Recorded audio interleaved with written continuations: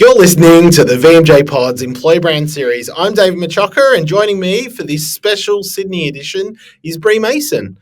Together, we're unpacking what's really working in employee brand today, from fresh ideas to actions driving real change inside leading organisations.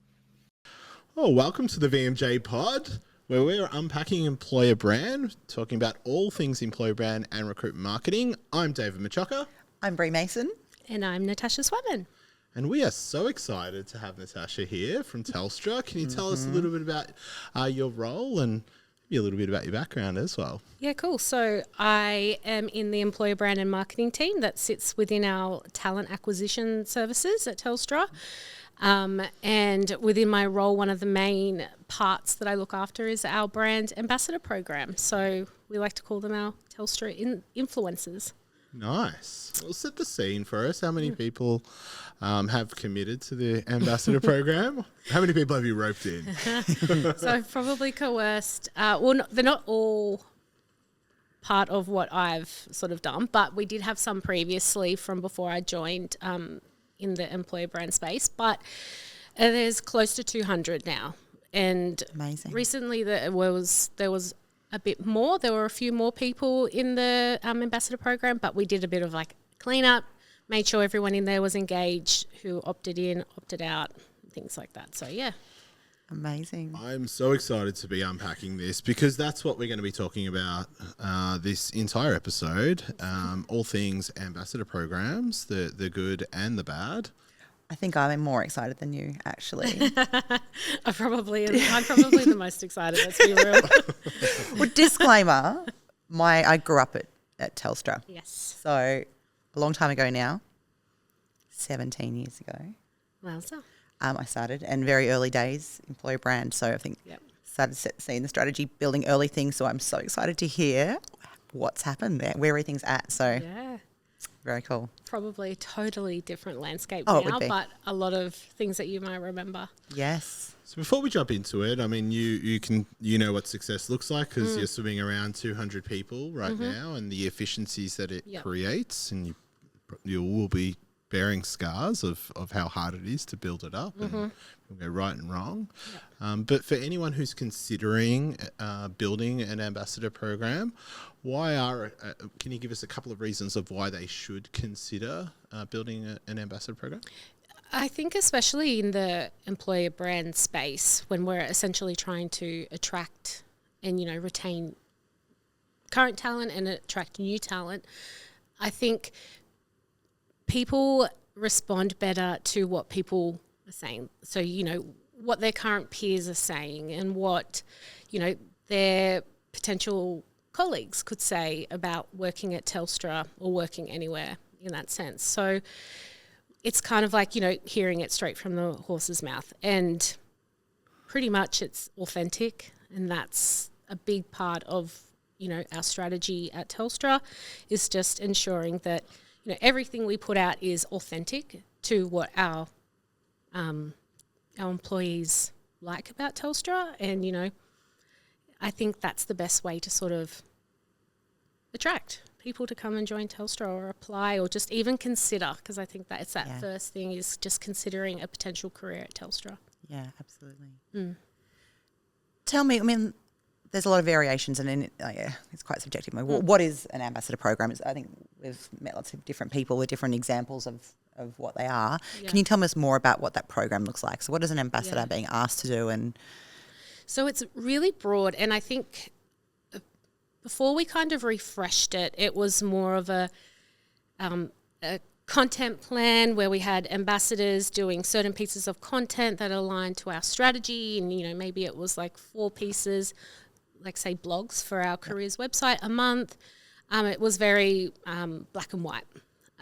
Now it's more of a brand advocacy, personal branding, and a bit of a influencer kind of group in a sense. So not all of the brand ambassadors that we have within that group will get to sort of post or, create some content with us, but they're also there to engage and be those brand advocates. So, liking and sharing things on LinkedIn or commenting on one of their fellow ambassadors post on Viva Engage, and sort of giving those ideas to boost everyone and sort of that morale between the group. So yeah, it's like just a big group of people that just want everyone else to succeed. That's so amazing. assuming that one of the benefits of having an ambassador program is that you're not starting from scratch every time you want an employee story, that you're mindful of certain characteristics that you want to share. Can you talk us through some of the benefits of understanding your cohort and how you go about tapping them on the shoulder as well to advocate?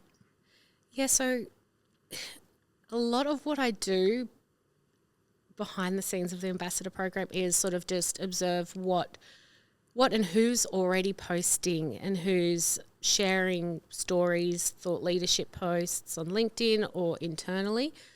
And they're the type of people that we'll sort of reach out to. A big part of who we sort of tap on the shoulder and say, hey, do you want to come into the pro? Like, we've got this group of people. If it's something like that where we need people to post, we'll normally hear from, our talent acquisition teams that we work really closely with and say, we've got really hard to fill roles that we need some help with, some always on content that we'll use their sort of videos or their posts on LinkedIn and across Meta, things like that.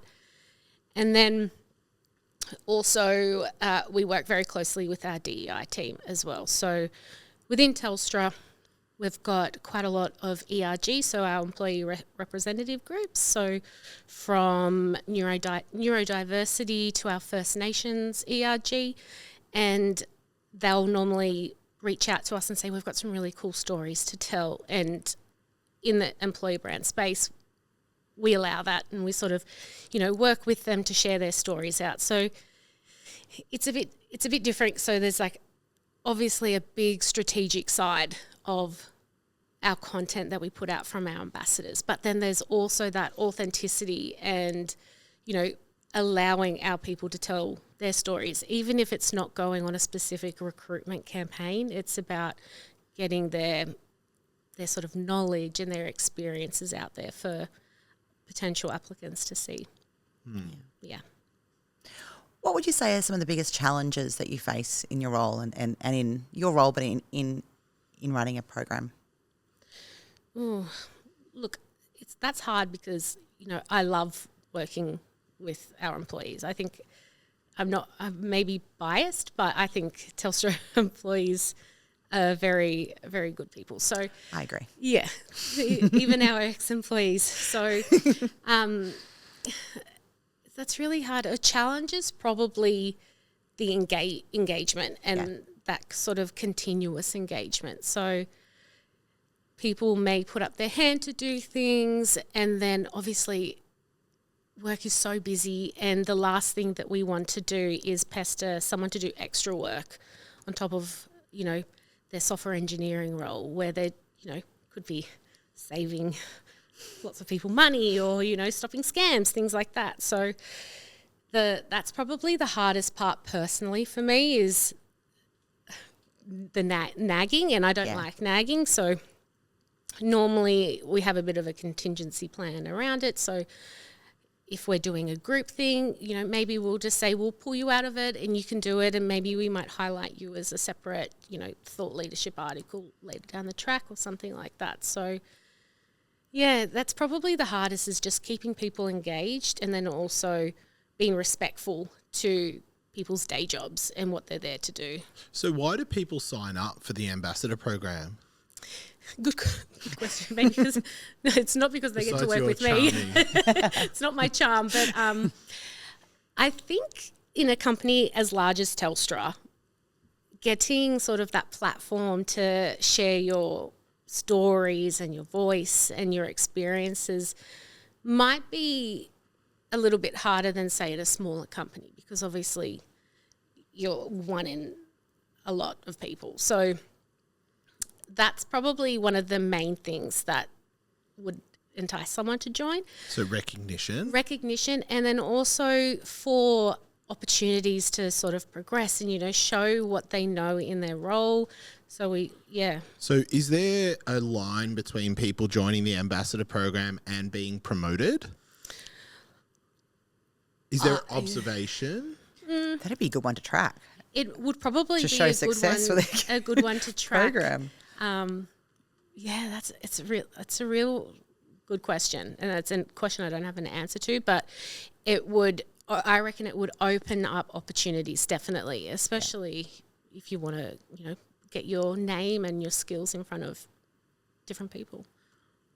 So, how do you set it up? How do you, when you approach someone, it sounds like you see someone posting something on LinkedIn and you're like, oh, that person could join our program. I might approach them. How do you go about communicating and bringing them into the fold? What do you tell them? What's the pitch? So it's really light touch. It's really informal. It's really personal. It's a Teams chat. It's hey, like, we really like what you're posting. Would you like to share it with the company? And it's as simple as that. And I just say, you know, we've got our ambassador program. It's a group of, you know, like-minded peers that are really supportive.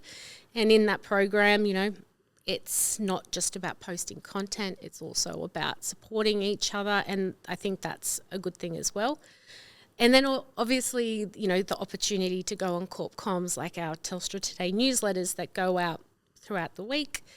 On our intranet site, so we do like homepage takeovers with our stories and things like that, and obviously being part of videos, and we do a lot of sort of high production videos for, you know, our careers website. And shout out, a little plug, but we recently relaunched our EVP, and so all of those employees in those videos are our ambassadors, so they kind of get to see different parts of Telstra that, say, a network engineer may not get to see. So that kind of comms, marketing side, and I think that's exciting for them as well. In terms of like incentives, the incentives are, you know, obviously like merch. Like sometimes we give out merch at, like, if we're filming and we want them to look the part, things like that. So, and then also they get to see campaigns, brand campaigns and things prior to them going live. So if it's like, you know, we want use them as a bit of a focus group. So all of our brand ambassadors were part of our EVP brainstorming sessions. So around messaging, what resonated with them, and, you know, what they like about Telstra and what they thought of visuals, everything like that. So they kind of get to see things first within Telstra. That's awesome. Wow. Real window into what it's like to work Telstra as 100%. An employee. Yeah. What are some of the questions that they have for you when you approach them? They're mainly around how much time commitment. Am I expected? Yeah, around the commitment. And what is that? What would you say the commitment is? If you do you say, well, you'd be committed for the next 12 months, we want you to do X, Y, and Z, or? Yeah. So normally if we reach out to someone directly and say, come join us, it's for a specific piece. So if it's, say, we want to write a bit of a blog write-up on their experience. So for example, you know, it could be like women in leadership. We want to talk around, you know, their career journey through Telstra and how they got to their role now. What we kind of do to make it so, like, if they say, oh, how long, like, what do you need? We will provide the questions. We don't expect them to write the article for us. You know, the main points, their main thoughts, they can do dot points, they can just scribble on the paper, and then we'll work it into an article themselves. So we don't expect them to spend a lot of time doing the content. The main thing that we want to be able to shape that content is what's inside their heads, and obviously their knowledge on their role and their career and things like that. So when they sort of ask, I say, you look, we will give sort of time frames. So we'd love to have this up within the next few weeks. And that's probably it. It's honestly, like, it's really casual. no tight deadlines. If things are a little bit longer, that's fine. But I feel like if we want to keep people helping us do content, it's not about it's not the second job for them, if that makes sense. Like they're there to help me do my job, so I'm going to respect their time. And if they need a little extra time, I'll be happy to. We can just shift some things. Yeah. Besides the barrier of people, I guess, needing to spend the time on it, and very busy jobs, it's hard to make time to do that. So there's always a lot of willingness, I find, in organisations of people who would love to do this, but they'll say yes, and then they may not be able to respond and get back to doing it. What other hesitations have you found people have had, maybe the ones who haven't wanted to get involved, and other things you've put in place to try to help them contribute? Definitely people not wanting to be on camera. Yeah. And we respect that.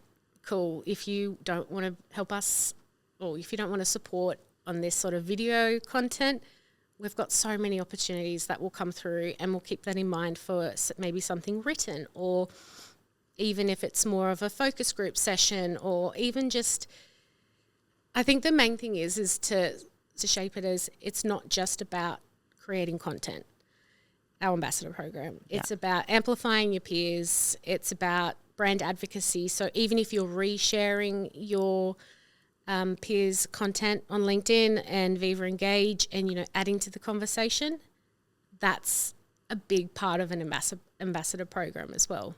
Because it only takes one piece of content and then, 30, 40 people to reshare it on LinkedIn, something like that. And that's what we want. So we want that amplification and that sort of engagement. Okay, so you have your 200 people and you spoke to someone 6 months ago and the talent team have told you, hey, we've got this requirement. Yeah. We're looking for this type of profile that lives in this area that has this job title, and we're really open, but we need a couple of people, 4 or 5 people, to be brand advocates. How do you manage the 200 people so you can quickly contact the people that because I would assume that's one of the benefits of having an employer, an ambassador program. Yeah. Pretty easily, to be fair. It's not very hard. So we might think that it's some big platform that we use, but we have a Teams channel. It's Teams channel.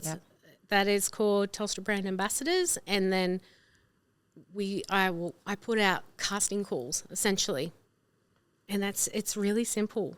It's really light touch. It's really hey team, like we're looking for 3 to 4 people that work within, say, cybersecurity, to help us create some content for a campaign coming up. And that campaign may be specifically, well, more than likely, it's for a recruitment marketing activity.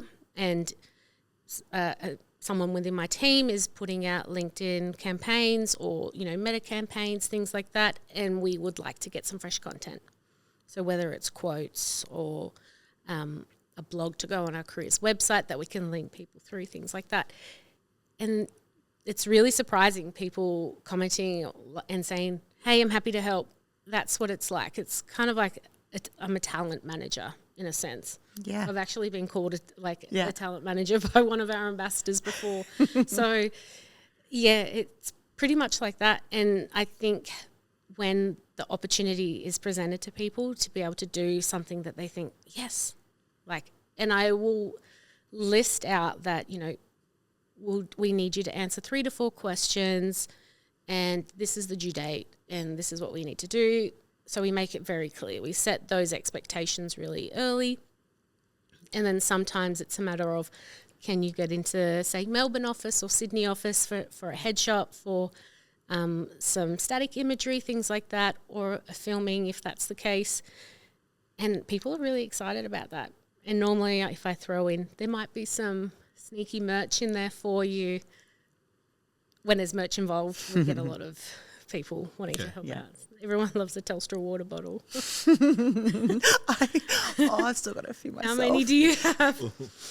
Probably about 4 or 5. Yeah. A bit banged up now, but I still use them. We love a water bottle. We do. How do you go about, and so this was my beginning, is using your people as the face of an organisation. One of the big challenges is you can invest a lot of time and effort in the big brand stuff, in the photography and the video of getting them involved. You don't own employees; they obviously can leave organisations. That's one of I found the big challenges of using your people as the face. How do you deal with that? It kind of happens by, I wouldn't say accident, but when we hear of, I'm trying to. Yeah, I know. I'm trying to. I know it's probably not an answer to that one. But basically, that was like the disappointing, the hard part, right? So the hardest, it is a hard thing. But for example, we had like the joint venture with that recently happened, and I kind of knew the people within those roles that would be moving to the joint venture.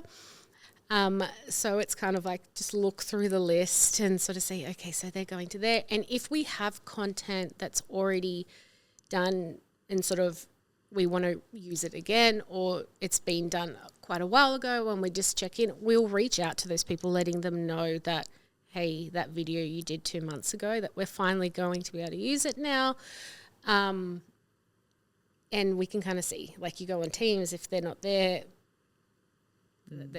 or if their roles changed, we'll make sure we update their title in the video, things like that. That is a big process of auditing all of your touch points and assets to make sure that the people are still the organisation, their right titles are right. Yeah, and some people pull off an update.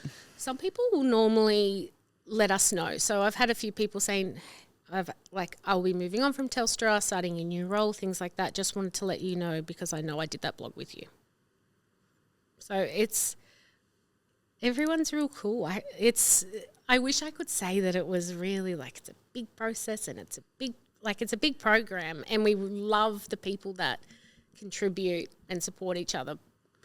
But it's fun. Like I think making it fun and it's not that serious, because at the end of the day, like it's an advocacy program. Yeah, people and are it's happy. like people who like they love Telstra and they love their job. Yeah, they're all doing the walk down the hallway. Exactly. So at the end of the day, it's like we don't have to convince people to do things, and they will let us know and we'll find out. And how top of mind is having a variety of people to have a sense of belonging, ethnicity, age and gender, not just your typical one type of person? Are you conscious of that? Yeah, so obviously at Telstra the workforce is so diverse. Melting pot. So we've got people serving customers in retail stores. We've got people fixing pits out, in rural areas, and attending to communities out in the middle of nowhere. Obviously, like with recruitment, marketing strategies, we have our key talent segments. So we've got our corporate roles, our tech roles, our field roles, and our retail frontline roles as well. So we sort of plan everything around our key talent segments, and that helps us keep those areas, like keeps those ambassadors coming in. So that's probably the main thing as well, making sure we have an equal representation of genders, diversities.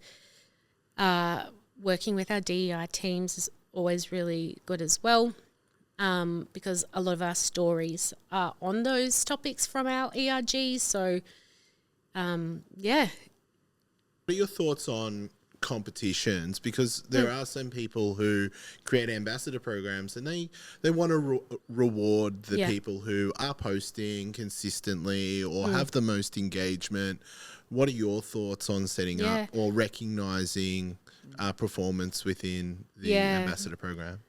I love it, and I wish I could, do I don't want to say that, but in terms of recognition, I think that sort of verbal recognition is always the first thing that we do, and then we have, products. So if we're working with our branding team or our main marketing team and there's things coming through from sponsors, partners, things like that.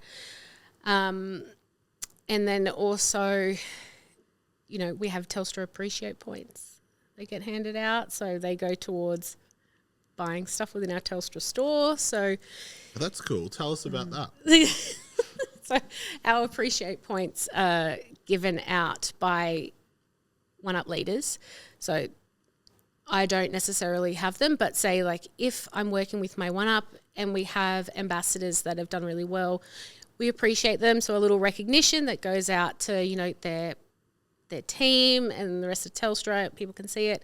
And you may get 5 Appreciate points that goes towards your like bigger, I don't know if you had Appreciate points when you were there. That's no? newer, no. So it's a platform within Telstra, and it's essentially like an online shop that you can use your points to buy actual, like not Telstra products. It's not like a Telstra store, but yeah, so that's an incentive and a benefit that you can get, and I think like that happens to all employees. It's not just in the ambassador program. So swag and internal recognition, and these points is a driver. Yeah. How are you distinguishing between the how are you creating a competition? And if you are, have you created a competition?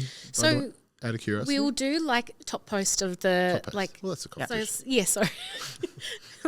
There's no like monetary value for it. But it's big more gamified. No, It's driving a competitive things. nature across the group. A bit of a visual of, say, like we've got 3 posts that we did on, say, LinkedIn, or we've got 3 blogs on our careers website.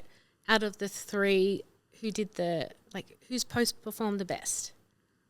So that's it. So like this month it was Natasha, her post performed the best. She had this much engagement, it's this many reshares, comments, and that also encourages the people to sort of share their posts and say, hey, check this out, things like that. So yes. Yeah. And it's also then I think that continual sharing of basically the impact, right? It's showing that actually by you doing this is the reach, the actual reach. This many people seen this. Yeah. That helps people to Definitely. then do it again and again, right? Exactly, Once they see that impact. Because you've got so many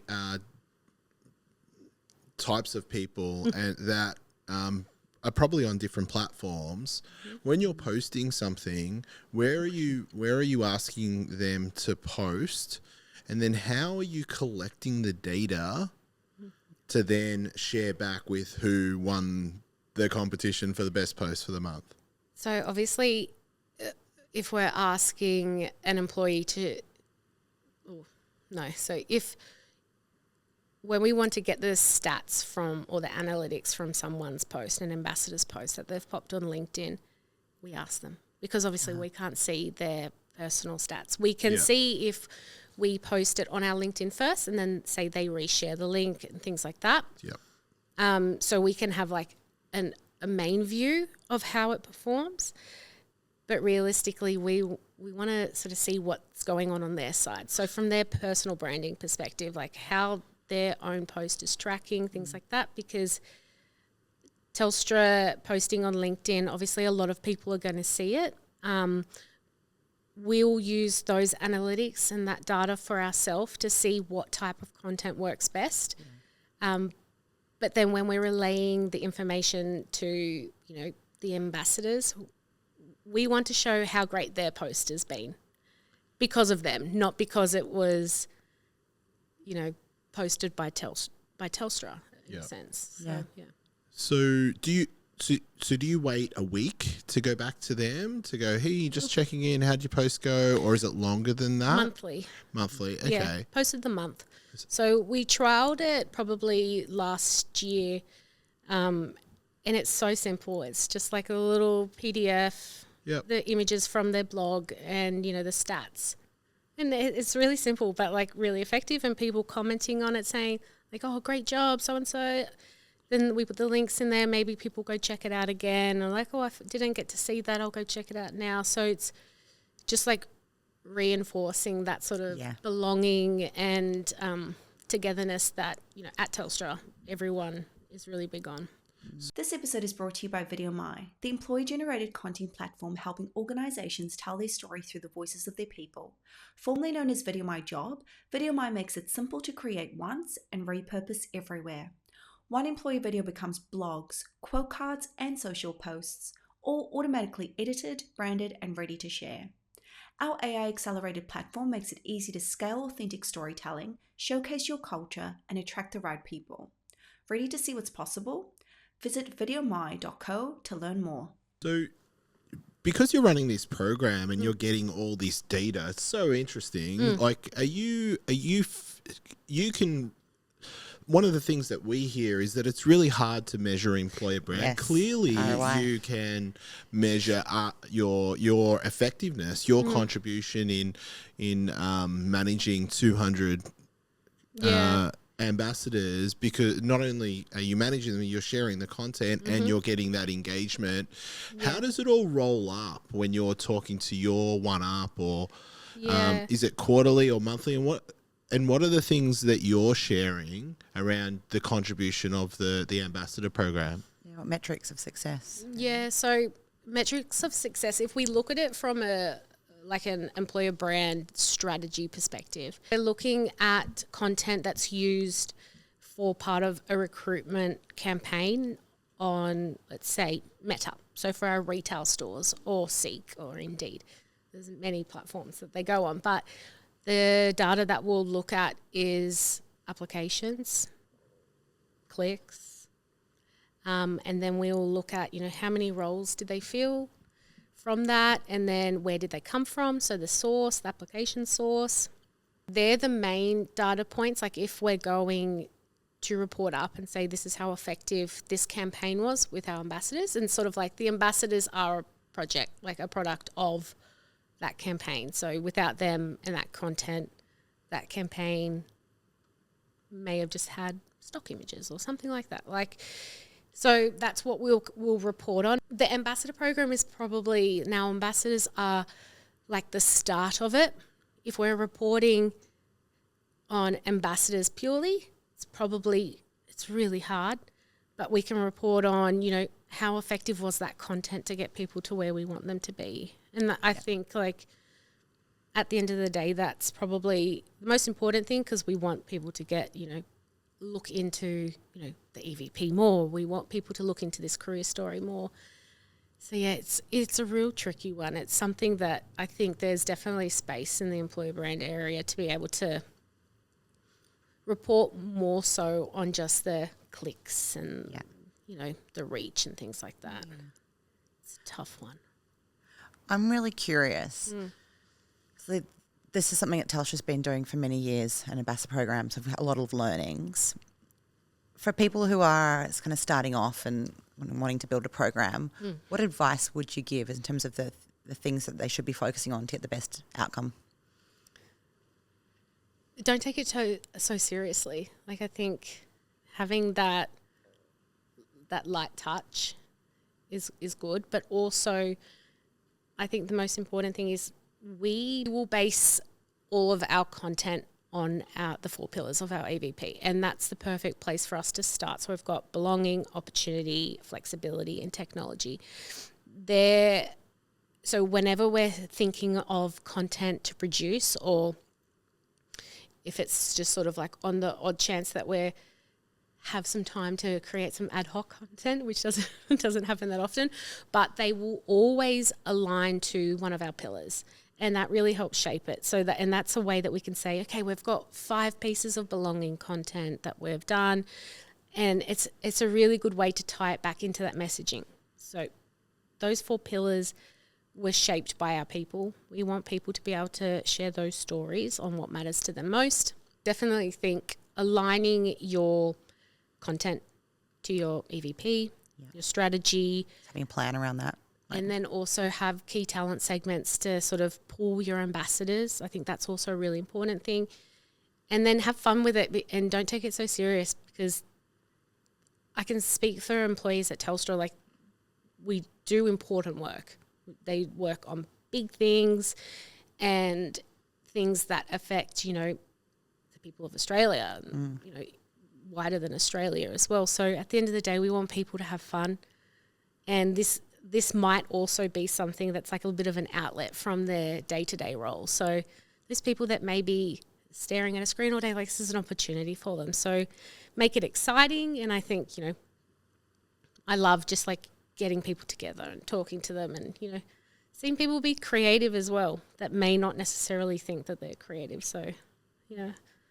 I'm really curious about the personal branding, like obviously because I know that is, for example, I found more introverted people working there. It is trying to help people come out of their, like step out of their comfort zone.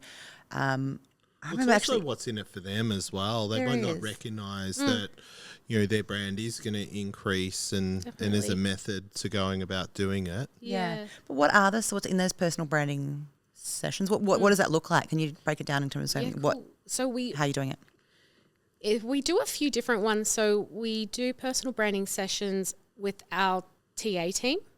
So on how they can share roles better. Yeah. And you know, format them better and wording and imagery. So we sort of talk to them about like update your profile.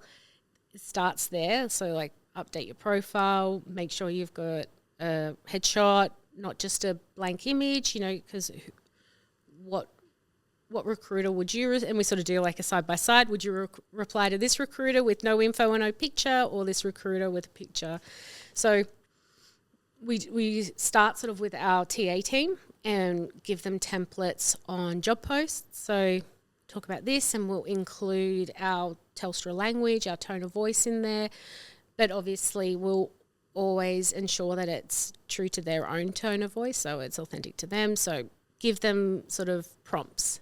This is like, post it like this. Don't just use a Telstra logo. We've got like a brand library of images. Try this. Or we'll create some images specific for their roles for them. So that's with TA, and then we'll, like, for example, we have them with our grads.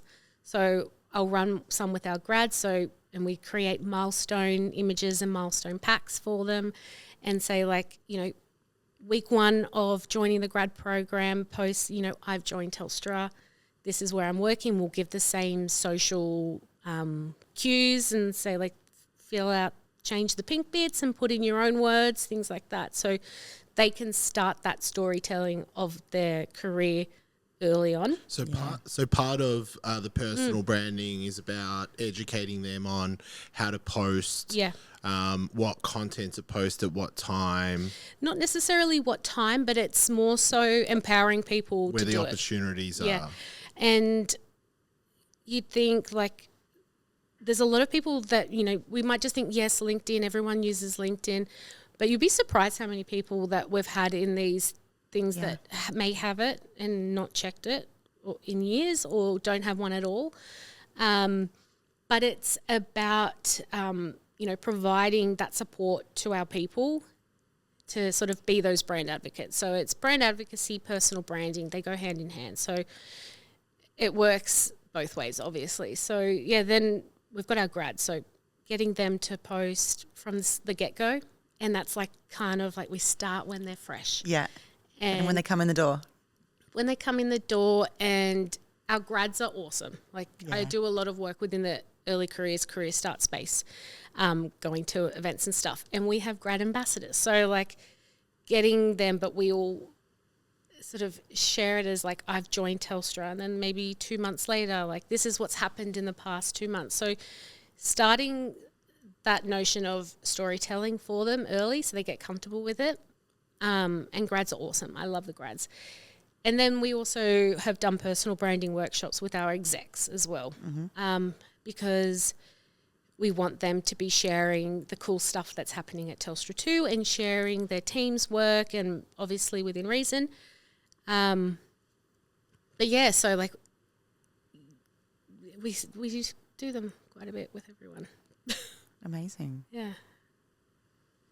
Any final questions, Brie? Yes. We've still got so many, but do you have a... Oh, I could dig deeper, but we're at time. I know. That's what I'm like. I could keep going all day. It's a big topic, and like it is something that you would like to. Yeah, there's something we haven't know, and we can covered ask that you. I think like the most important thing for me, and why I love, like I don't really think of it as a program. It's part of my role, but and like I'm really passionate about it because for me, it's not a marketing strategy. It's enabling and empowering our people to share their stories. That is a marketing strategy. I know, but like for me, I don't know, maybe I'm just a marketer. Like I get excited seeing people being excited to be, say, on, a campaign video, or like when they're turning up to do some short filming with us, or a day in the life, and a TikTok that's. Oh, I get that. Like, I see that all the time as I well. know. Awesome. So I'm preaching It's to the so choir, good. but like for me, that warm, fuzzy, emotional side, and people actually trusting me to sort of sit there and listen to their stories, and we listen to a lot of people with personal stories that may be an issue that they want to sort of spread awareness of. I think that's, for me, that's the best part of my job, is our people trusting me and my team to listen to those stories and give them sort of a chance to share it with people on LinkedIn or internally as well. So of all the roles in Telstra, and there's about 30,000 of them, right? There's so many of them. It sounds like you are in the right place. Yeah, for you. And I've made it very known that like I'm passionate about this, Yep. and I love working with people. Like I love working with our employees, Yep. and I think there's so much more that we can do. We're definitely not like there yet. There's definitely so much more that we can build on, and with constantly thinking of how can we make this program better for our people, and then obviously work for us better as well. Yeah. But it does, at the moment, we're so happy. We've just launched new EVP, and it's the perfect time to start realigning on where we see our ambassadors going. Well, you're so far forward of everyone else who who go through an EVP. You've built countless EVPs, testing them internally before going externally, or you've got a cohort of 200 to go straight to, not just on messaging, but all sorts of things that are committed to bring it to life. Yeah, bringing it to life, and the efficiencies that you're creating, it's so admirable. I think it's such an important role within employer brand. It's what they all want to do. Everyone wants to tell stories, but why be reactive to a hiring manager that needs 30 people tomorrow? And then trying to collect those stories. And if that did happen, and it probably does happen often at Telstra, you'll be able to point and shoot fairly quickly because you've got people going, I'll do it. Yeah. And the best part about it, I think, that makes employer brand's job so easy is that there are a lot of people that know what we want to sort of share. So our Corps Com team will say, hey, did you see so-and-so's post? Like, they'd be a great EVP post. Like, and then our DEI team, like, hey, like, I've got this person here, I think they'd be a great story. So like within Telstra, everyone wants You've got talent scouts. We've got talent scouts everywhere, and everyone wants to see everyone succeed. Yeah. And it's a really nice feeling, like, so-and-so's gone to the Paralympics, but they're also working in the retail store. Like, that's a cool story. Tell it.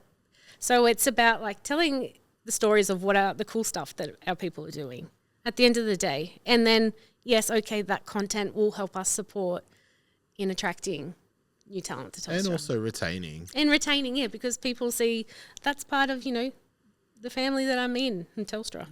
30,000 plus of us. Yeah.